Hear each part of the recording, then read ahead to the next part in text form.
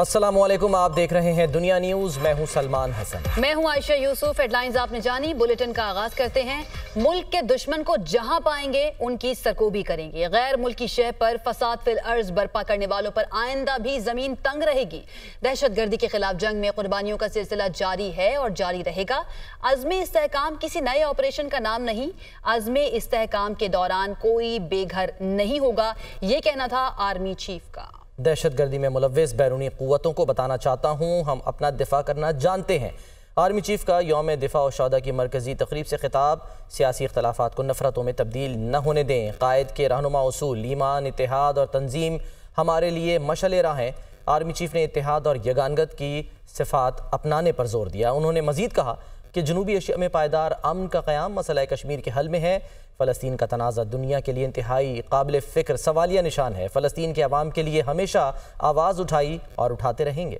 غیر ملکی شہ پر فساد فی الارض برپا کرنے والوں، ان کی معاونت اور ان جرائم کا جواز اور دفاع پیش کرنے والوں پر آئندہ بھی زمین تنگ رہے گی۔ قوم کی اجتماعی دانش، نیشنل ایکشن پلان اور قرآن حکیم کے ابدی احکامات سے رہنمائی حاصل کرتے ہوئے ہم ان کو جہاں پائیں گے ان کی سرکوبی کریں گے۔ دہشت گردی کے خلاف طویل اور صبر آزما غیر روایتی جنگ میں قربانیوں کا سلسلہ آج بھی جاری ہے، جو دہشت گردوں کے خاتمے تک انشاءاللہ جاری رہے گا۔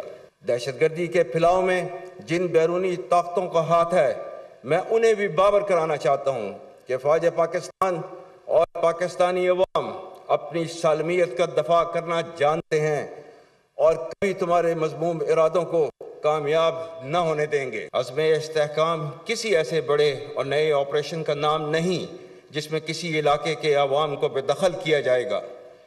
استحکام کا عزم ملکی سالمیت کے لیے ناگزیر ہے۔ قوم میں انتشار، بے یقینی اور مایوسی پھیلانے والے تمام عوامل کو ہم اپنی ذہنی ہم آہنگی کے ساتھ ساتھ متحد ہو کر شکست دیں گے۔ قومی یکجہتی کو کمزور کرنے کے مذموم مقاصد کبھی کامیاب نہیں ہوں گے۔ میں کشمیری عوام کی جد و جہد آزادی کو سلام پیش کرتا ہوں، جو قابض بھارتی افواج کے بدترین جبر اور ریاستی دہشت گردی کا شکار ہیں۔ ان کو حق خود ارادیت ملنے تک ان کے لیے ہر طرح کے سیاسی، سفارتی اور اخلاقی حمایت جاری رہے گی۔ سفارتی سطح پر پاکستان غزہ میں فوری جنگ بندی اور فلسطینیوں پر بربریت کی روک تھام کے لیے سرگرم عمل ہے اور انشاءاللہ رہے گا۔ دہشت گردی کے مکمل خاتمے تک چین سے نہیں بیٹھیں گے۔ دہشت گردوں اور ان کے سہولت کاروں کا مکمل خاتمہ کریں گے۔ دہشت گردی کے خلاف جنگ میں اتفاق رائے موجود ہے۔ ریاست کو کمزور کرنے والی کوئی بھی تحریک قوم کو قبول نہیں۔ تمام ہمسایوں کے ساتھ پرامن تعلقات کے خواہاں ہیں۔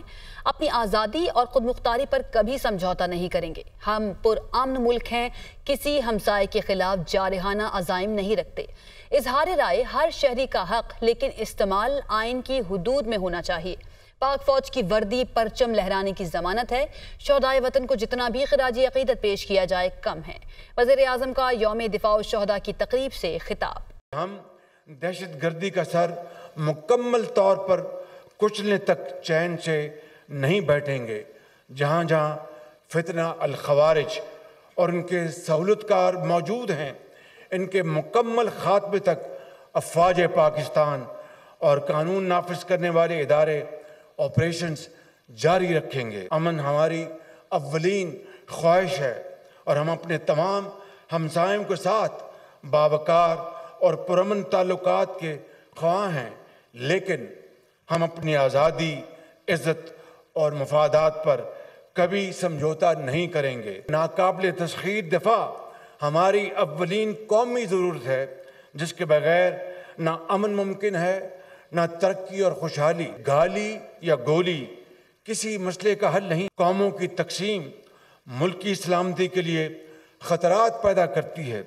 ریاست کو کمزور کرنے والی کوئی بھی تحریک قوم کو قبول نہیں۔ اظہار رائے کی آزادی جمہوری معاشرے میں ہر شہری کا بنیادی حق ہے۔ ہمیں اس کا پورا احترام ہے، لیکن اس حق کا استعمال تحمل، دلیل اور آئین کی حدود میں ہونا لازم ہے۔ پاکستان مقبوضہ جموں کشمیر اور فلسطین میں بدترین نسل کشی کے جرائم کا نشانہ بننے والے بے گناہوں کے لیے پوری قوت سے دنیا اور عالمی اداروں سے انصاف کا تقاضا کرتا رہے گا اور انسانیت کی پکار بن کر عالمی ضمیر کو جھنجھوڑتا رہے گا جب تک کہ کشمیریوں کو اور اپنے فلسطینی بھائیوں کو ان کا حق نہیں مل جاتا۔